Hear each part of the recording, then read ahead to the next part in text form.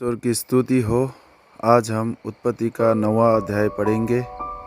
फिर परमेश्वर ने नूह और उसके पुत्रों को आशीष दी और उनसे कहा, फूलो फलो और बढ़ो और पृथ्वी में भर जाओ। तुम्हारा डर और भय पृथ्वी के सब पशुओं और आकाश के सब पक्षियों और भूमि पर के सब रेंगने वाले जंतुओं और समुद्र की सब मछलियों पर बना रहेगा। ये सब तुम्हारे वश में कर दिए जाते हैं। सब चलने वाले जंतु तुम्हारा आहार होंगे। जैसा तुमको हरे हरे छोटे पेड़ दिए थे, वैसा ही अब सब कुछ देता हूँ। पर मांस को प्राण समेत अर्थात लहू समेत तुम ना खाना, और निश्चय ही मैं तुम्हारे लहू अर्थात प्राण का बदला लूँगा। सब पशुओं और मनुष्यों दोनों से मैं उसे लूँगा। मनुष्य के प्राण का बदला मैं एक एक के भाई बंधु से लूँगा। जो कोई मनुष्य का लहू बहाएगा, उसका लहू मनुष्य ही से बहाया जाएगा, क्योंकि परमेश्वर ने मनुष्य को अपने ही स्वरूप के अनुसार बनाया है। और तुम फूलो फलो और बढ़ो और पृथ्वी पर बहुतायत से संतान उत्पन्न करके उसमें भर जाओ। फिर परमेश्वर ने नूह और उसके पुत्रों से कहा, सुनो, मैं तुम्हारे साथ और तुम्हारे पश्चात जो तुम्हारा वंश होगा उसके साथ भी वाचा बांधता हूँ, और सब जीवित प्राणियों से भी जो तुम्हारे संग है, क्या पक्षी, क्या घरेलू पशु, क्या पृथ्वी पर सब बनेले पशु, पृथ्वी के जितने जीव जंतु जहाज से निकले हैं। और मैं तुम्हारे साथ अपनी यह वाचा बांधता हूँ कि सब प्राणी फिर जल प्रलय से नष्ट ना होंगे, और पृथ्वी का नाश करने के लिए फिर जल प्रलय न होगा। फिर परमेश्वर ने कहा, जो वाचा मैं तुम्हारे साथ और जितने जीवित प्राणी तुम्हारे संग है, उन सब के साथ भी युग युग की पीढ़ियों के लिए बांधता हूँ, उसका यह चिन्ह है।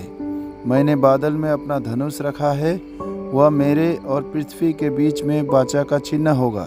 और जब मैं पृथ्वी पर बादल फैलाऊं, तब बादल में धनुष दिखाई देगा। तब मेरी जो वाचा तुम्हारे और सब जीवित शरीरधारी प्राणियों के साथ बंधी है, उसको मैं स्मरण करूँगा।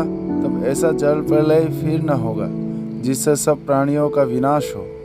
बादल में जो धनुष होगा, मैं उसे देख के यह सदा की वाचा स्मरण करूँगा, जो परमेश्वर के और पृथ्वी पर के सब जीवित शरीरधारी प्राणियों के बीच बंधी है।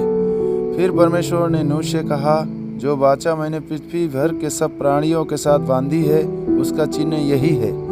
नूह के पुत्र जो जहाज में से निकले, वे शेम, हाम और यपेत थे, और हाम कनान का पिता हुआ। नूह के 3 पुत्र ये ही है, और इनका वंश सारी पृथ्वी पर फैल गया।